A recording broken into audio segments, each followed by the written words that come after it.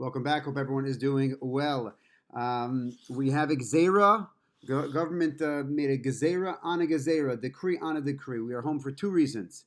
Right, we have a stay-at-home order due to the coronavirus, and then we have a curfew. I feel like I'm back in high school because of the rioting. But seriously, everyone should be well, and everyone should be safe. And the one constant in our lives, the one focus that's always there is Torah. So it's a real privilege. It's a real zchus to be able to give a shiur, to learn, not really together, but we'll say it together. Tonight, interesting. I'll just start with a story. Rabbi Shai Shechter told an amazing story about his father. He's the son. He's the youngest son of Rav Shechter, and he told a story that right after Shabbos, like a good son, he a couple of weeks ago he called his father, he called his parents to see how their Shabbos was. Obviously, a little bit lonely, so he calls every day, but he calls every Motzei Shabbos as well to see how the Shabbos went. And he couldn't get through. I'm not sure if they have call waiting or second line, but he wasn't able to get through. It was busy. The line wasn't free. And then he finally, after a couple of tries, he got through and he spoke to his father and he said, "Oh, Rav David Cohen had called and I was on the phone with him." So Rav Shai was thinking that it was, perhaps a shaila, a lacha question. So hey, what did Rav David Cohen, who's also a tremendous Talmud Chacham, what did he want? What did he want to speak to you about? What shaila in his life or death shailas that Rav Shechter was dealing with? He wanted to know what was going on. So he said, actually, Rav David Cohen called and he said, I the phone stops ringing on Shabbos, so I have time to get back to my regular Seder Halimud, my regular learning schedule. And I was learning Menachos. Menachos is actually we're going to discuss Menachos for a second tonight, but Menachos is a very very hard sugya, hard Gemara with intricacies of the halachos of karbanos. And I had a chiddush, I had a novel interpretation, a novel idea that I thought of while I was learning, and I was thinking, who could I share this with? Who would appreciate this? Most rabbis wouldn't appreciate a good chiddush in Maseches Menachos. It's a little bit a little bit too high for most people. You have to be very, very, very, very learned. So he called Rav Shechter and he said, "Oh, my friend Rav Shechter would like this." So I called him and they were just talking and learning, and amazing. Their life or death shaila is going on all over the place. And Rav Shai said, he said, just thinking about this story, this conversation was just the constancy of Torah, and then in this up and down world, the world is upside down. The one constant is Torah. So I don't feel that like they feel that, but I feel it on a simple level. And it's great to learn. It's great to be able to teach. It's great to be able to learn and to share some Torah during these crazy, crazy times. This is going to be a little bit of a mix of a Chumash shiur and also our weekly Aggada to shiur. So I want to start with a pasuk. The pasuk is in Parshas Re'eh, in the middle of Parshas Re'eh. Banim atem lashem Elokeichem. That the Torah tells us that we are banim, that we are children. We are sons, we are children to Hashem, our God. And then, that's the first thing. What a beautiful pasuk. We are children of a Kadosh Baruch Hu. Banim atem lashem Elokeichem. What makes you feel so warm? And then what's the rest of the pasuk? Not so fast. Lo tisgodedu, v'lo tasimu karcha, bein einechem lames. Lo tisgodedu. We're not allowed to cut ourselves. V'lo tasimu karcha, nor can we make a bald spot. Right, I have pretty thick hair, so I'm doing okay. Celebrated my 42nd birthday yesterday, but my hair's okay. Right, that hasn't been the first thing to go. Lo tisgodedu, we can't cut ourselves. V'lo tasimu karcha, we're not allowed to make a bald spot between our eyes, meaning on top of our heads where we put our tefillin. Lames, after a dead body, when we lose someone, we're not allowed to cut ourselves in anguish, right? Nor are we allowed to cut our hair and shave our head, shave at least the spot in our head for the mace. So what in the world? Yeah, the beginning of the pasuk is so beautiful that we're children of God, and then this intricacy of not getting I guess maybe too down or not. Rashi tells us why can't we do this? Because this is the derech ha'emori. This is one of the pagan nations. This is the way that they would show. This is one of their laws of avelus. This is the way they would show that they were in the morning. They would cut themselves. So that is the rationale behind the halach that we can't cut. But why are these two ideas, this beautiful idea of banim atem l'Hashem Elokeichem, in the same pasuk as this idea of not cutting? So we're going to leave that for a while, and we're going to go and we're going to share a Gemara that is found in Maseches Bava Basra. First of all, talk about this pasuk Banim Atem L'Hashem Elokeichem. If you want to look online, Rabbi Dr. Lamb was nifter. I think he was nifter on Sunday. and the former president of Yeshiva University and a master darshan. So if you look on his website, he has a beautiful, I think in Parshas Bahar B'Chukosai, he has an essay entitled "Sons and Servants." So at one point, one pasuk, we are described as, about to sneeze, one pasuk we are described as children here in Parshas Re'eh, but in Parshas Bahar we're called servants of HaKadosh Baruch Hu. And he has a drasha going back and forth, which is the greater midah of a Jew, of a person. Is it greater to be a servant of HaKadosh Baruch Hu or a son or a child of HaKadosh Baruch Hu? That's an amazing thing, and in his merit, maybe you should look that up. Okay, so the Gemara tells us at the very end of the perek in Bava Basra and Daf Samich Amud Beis called Chezkas Habatim. Okay, the Gemara says Tana Rabban and the rabbis teach us Kishecharev Habayis B'Shniya. Once the Beis Hamikdash, the second Beis Hamikdash, was destroyed, Rabu Frushim BiYisrael. There were many Hasidics. There were these Hasidic people who were distraught over the destruction of the Beis Hamikdash, and they decided Shelo Lechol Basar V'Shelo Lishtos Yain. You know what? The Beis Hamikdash is no more. We are not going to eat meat anymore. V'Shelo Lishtos Yain. We're not going to eat meat or drink wine at all. Nitpa Lohen Rabbi Yoshua. So the great Rabbi Yoshua, who was born Yeshua ben Chanani. Whenever the Gemara says Rabbi Yoshua, without delineating the father, it's talking about Yeshua ben Chanani, one of the greatest Tanaim. He was the Bar Plugta. He argues most often in the Gemara with Rabbi Eliezer. Rabbi Yeshua was, I think, an Av based in Yavne. Gemara and Sota says that when he died, goodness left the world. What else about Rabbi Yeshua? Rabbi Yeshua ben Chanani was born right before the destruction of the second Beis Hamikdash. Also, I think when he died, Rabbi Akiva took over world Jewry. And also, I think the Gemara says somewhere that when Yeshua died, this is important, his Talmidim came over to him and said to him, "Who's gonna debate the heretics? Who's gonna debate the minim?" So here he's not debating minim. Here he's debating from Jews. But there is a debate amongst these people who want to mourn the destruction of the Beis Hamikdash in a certain way. So this is going to be an Aggada Gemara, but it's also a little bit of a halachic Gemara. So Nitpal Lohen Rabbi Yeshua. Rabbi Yeshua was metapel with them. He was metapel. He engaged them in conversation, in debate. And Amar Lehem, he says to these people who say the Beis Hamikdash is no longer, we're going to stop drinking wine, we're going to stop having meat. This Banai, my children. Why aren't you going to eat meat or drink wine anymore? And they answer, Amrulo, they say back to him, No chal basar. How could we possibly eat meat? Shemimenu makrivin al gabi mizbech. Meat was used to offer meat on the Beis Hamikdash, on the mizbeach, on the altar in the Beis Hamikdash as part of one of the sacred sacrifices that we used to give. V'achshav batal. And now it's no more. There's no more mizbeach. There's no more Beis Hamikdash. Oh my gosh, how could we do it? And nishte yayin. How could we possibly drink wine? Right? Shemenaschin al mizbeach. They used to have the nisuch hayayin. They used to pour wine on the mizbech. V'achshav batal. There's no, right, when the daily karbanos were given, so there was a nisuch, they would pour the wine on the mizbech, and that's no more. So I'm going to drink wine, I'm going to be thinking about the nisuch hayayin, that's no more. I'm going to eat meat, I'm going to be thinking about the karbanos that were offered. How could it possibly be? Amar Lahem, so Rabbi Yeshua says, Im Kain, if that's so, that there's no more meat, and you're not going to eat, no more wine, Im Kain lechem lo nochal. You shouldn't be eating bread at all either. Shekvar batu menachos, because the menachos, the fine flour, the karbanos of flour that were given, right? So you know what?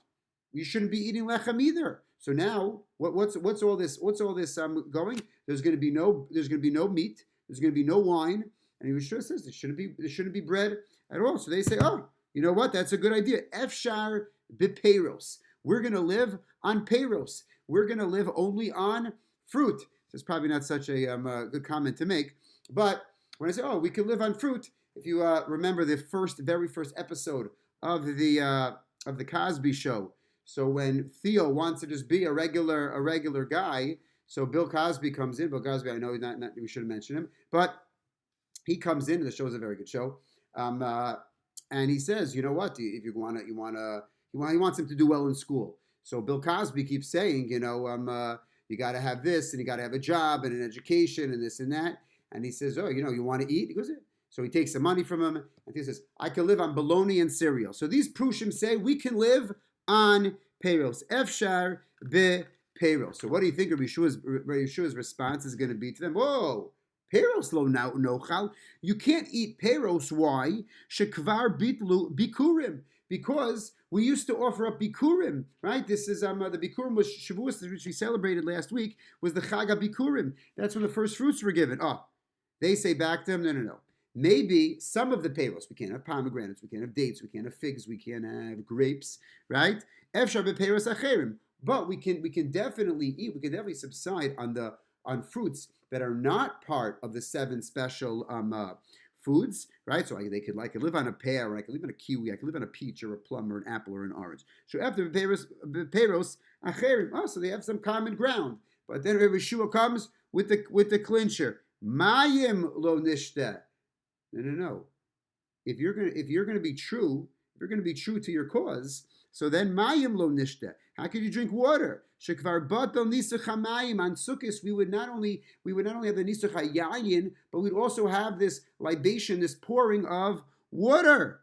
So you can't drink water anymore. So you have some payros you can't have. You're not gonna have bread. You're not gonna have wine. You're not gonna have meat, and you're not gonna have water. And Shatku, the Gemara says they stopped talking. They couldn't handle it anymore. They realized that it's impossible to live, obviously, without water. And Yeshua had demonstrated the impossibility of really abstaining from every single type of food or drink that had been used in the Beis Hamikdash, in the Holy Temple. Then the Gemara actually goes on, and Yeshua says, no. You know what?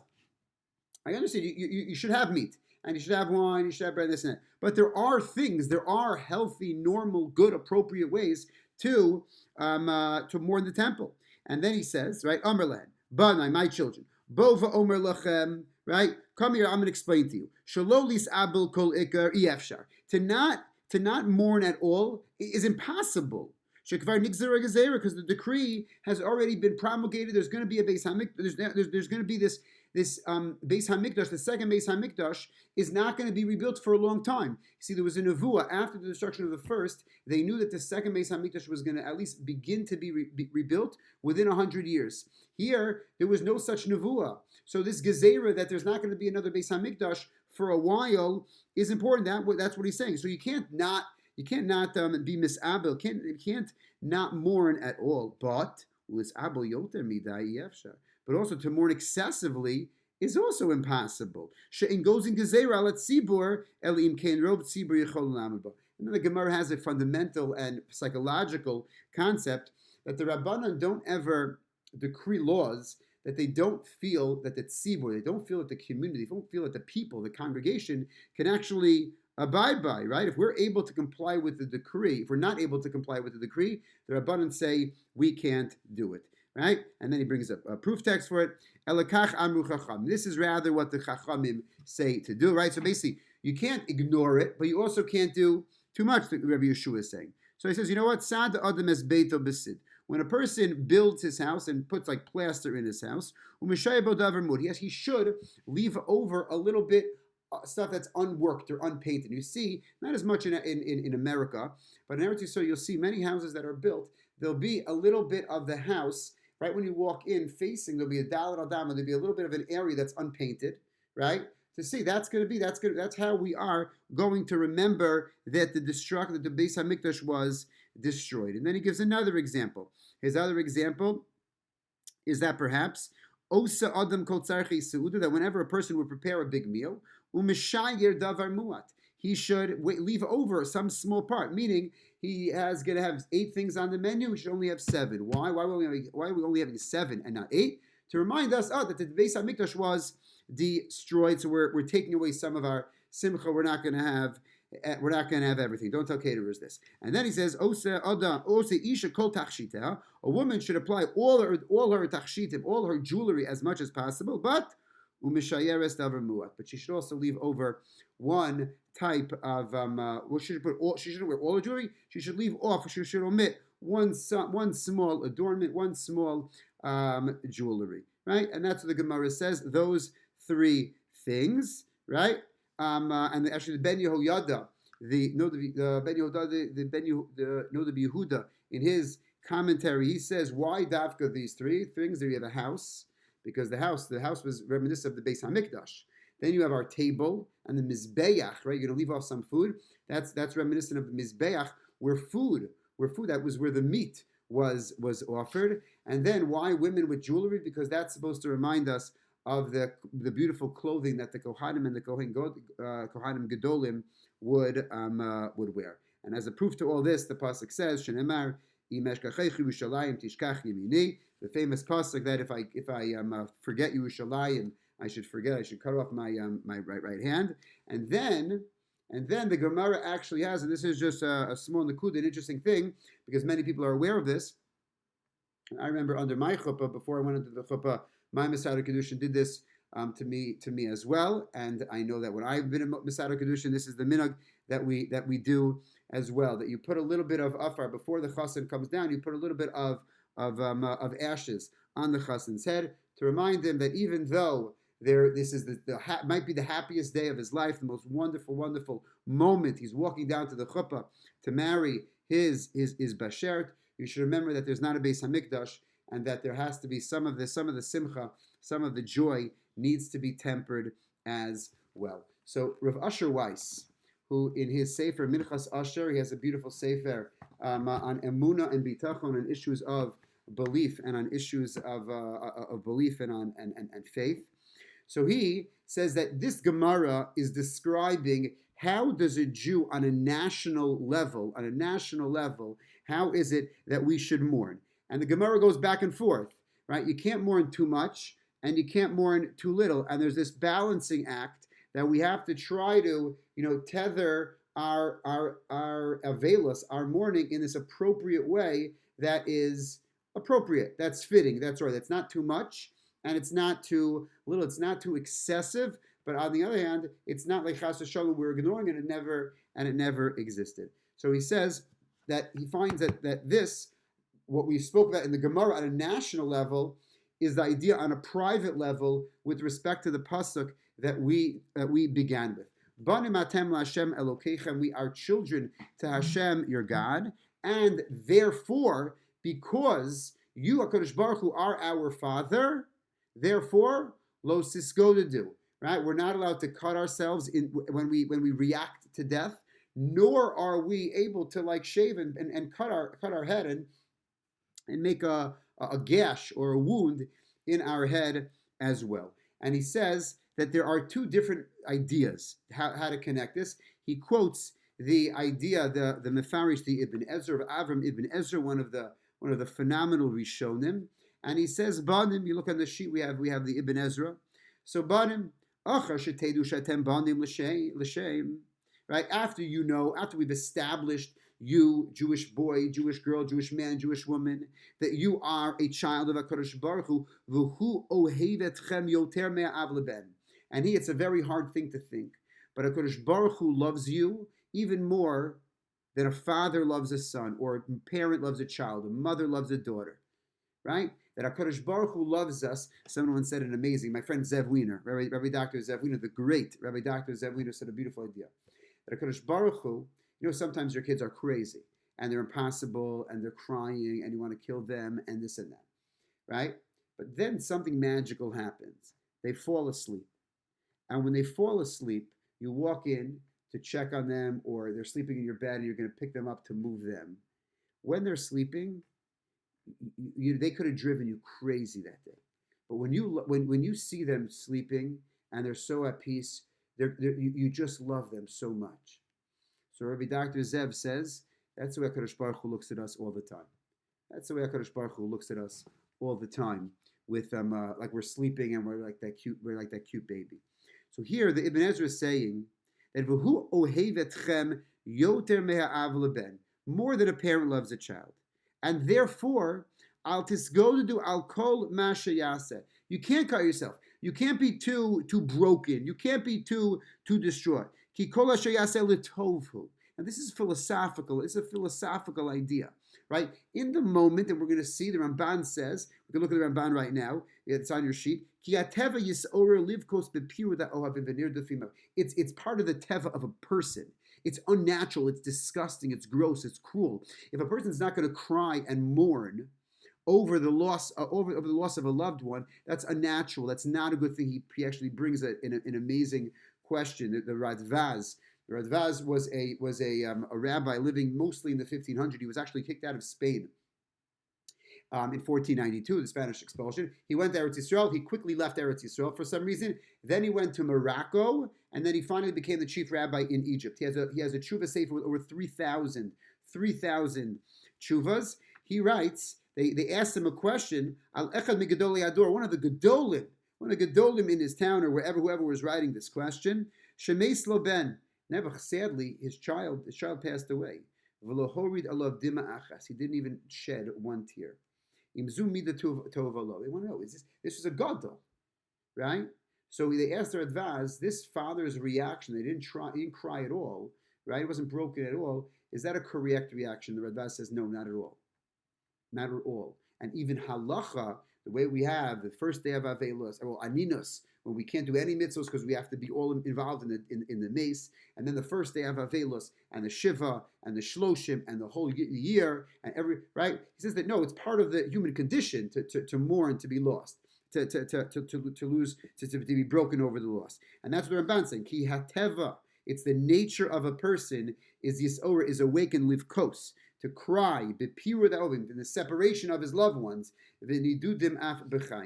So he says, however, the Ibn Ezra is saying, why can't I cut myself? Why can't I be too broken? Why can't I be too distraught? Because I have to realize, sof kol sof, at the end of everything, I need to realize that Hashem is doing this because he loves me.